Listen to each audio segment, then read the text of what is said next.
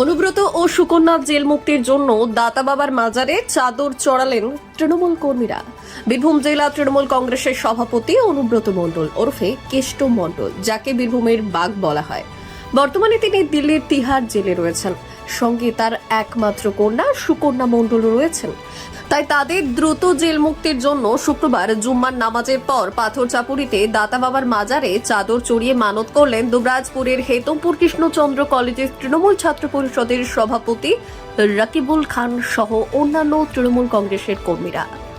পাশাপাশি নানুরের কয়েকজন তৃণমূল কর্মীও হাজির ছিলেন। প্রিয় কেষ্টুদাও তার কন্যার জেল মুক্তির জন্য পাথর চাপুরিতে দাতা বাবার মাজারের সামনে শতাধিক দুস্থ মানুষকে দুপুরের খাবারও খাওয়ানো হয়।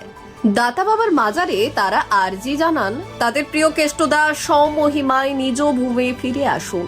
উল্লেখ্য, সম্প্রতি গরু পাচার মামলায় সুপ্রিম কোর্টে জামিন পেয়েছে অনুব্রত মণ্ডল। তবে ইডির দায়ের করা মামলায় অনুব্রত জামিনের আবেদন এখনো ঝুলে আছে হাইকোর্টে। কেষ্টদা আর কেষ্টদার মেয়ের জন্য আমরা আল্লাহর কাছে, দাতা বাবার কাছে দোয়া করব, যেমন তাড়াতাড়ি আমাদের বীরভূমের মাটিতে আমরা সমহিমায় কেষ্টদাকে দেখতে পাই।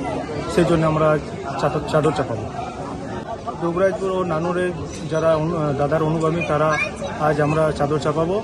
খাওয়ার ব্যবস্থা করলাম আমরা দুবরাজপুর ও নানুরের কিছু দাদার অনুগামীরা।